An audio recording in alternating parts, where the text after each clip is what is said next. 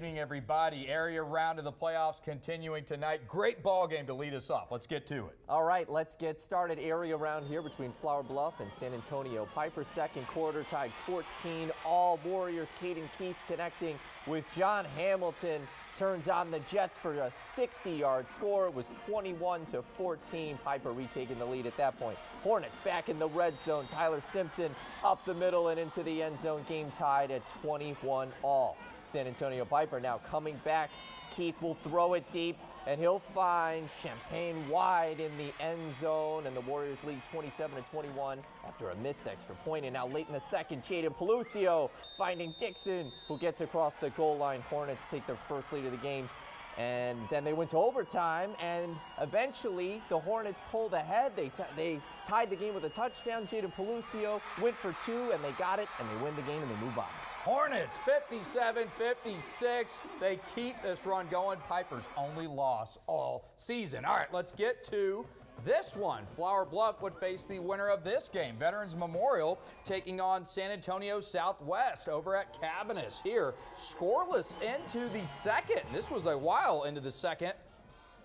But Southwest here, A.J. Franco going to hit Azarezan Voss for the score. The Dragons going up 7-0. It's now 14-0 Dragons on the road. And Voss gets the handoff from Tyson Dean, and he's going to fight his way through the Eagles. The Dragons go up 21-0. That's stunned.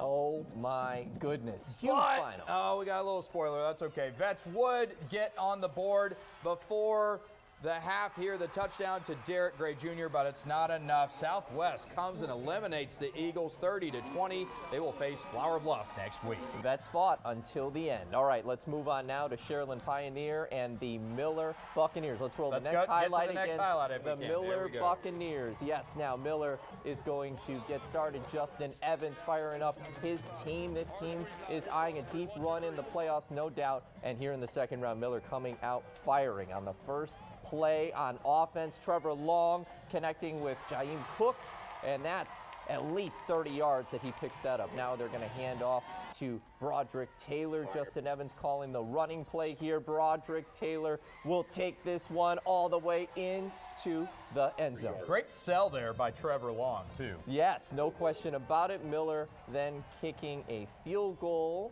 and they're setting up for it, and it was offsides, so the kick is still good. Miller up 10-0.